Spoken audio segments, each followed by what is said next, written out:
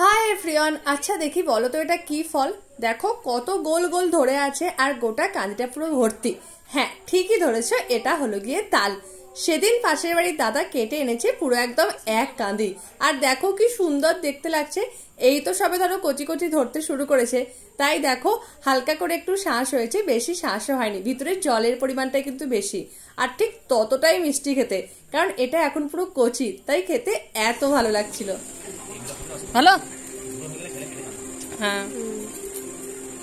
ফুলকা দেখতে চলে এসছে, কি হচ্ছে তাল কাটার পর্ব আমাদের। দেখো কেমন দেখতে লাগছে, যেন মনে হচ্ছে একটা মানুষের পুরো মুখ, সাথে দুটো চোখ আর সাথে একটা মুখ আর কি, সেরকম ঠিক তাই না? আর এই যে হয়েছে না, এটা দেখো এখন অল্প অল্প হয়েছে, তাই এত সুন্দর খেতে লাগছিল। আমাদের এখানে এটা তো তালশাঁস নামে ডাকে, তোমাদের ওখানে কি নামে ডাকে আমাকে কিন্তু কমেন্ট করে অবশ্যই জানাবে, কারণ আমি শুনেছি যে অনেক অনেক জায়গায় এটা অনেক অনেক নামে বিক্রি হয়। আমরা তো এখানে গাছ থেকে পেরেই খেতে পাচ্ছি, কিন্তু শহর এলাকায় কত দাম দিয়ে এগুলো কিনতে হয়, তাই না? খেলি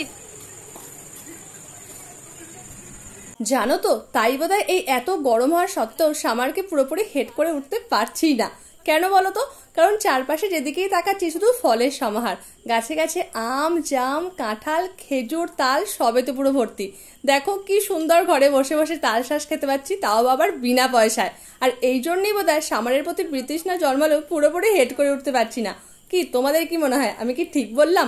কারণ চারপাশে এই যে এত ফল, তা তো আর অন্য কোনো সিজনে পাওয়াই যায় না। তো চলো দেখা হচ্ছে পরের ভিডিওতে।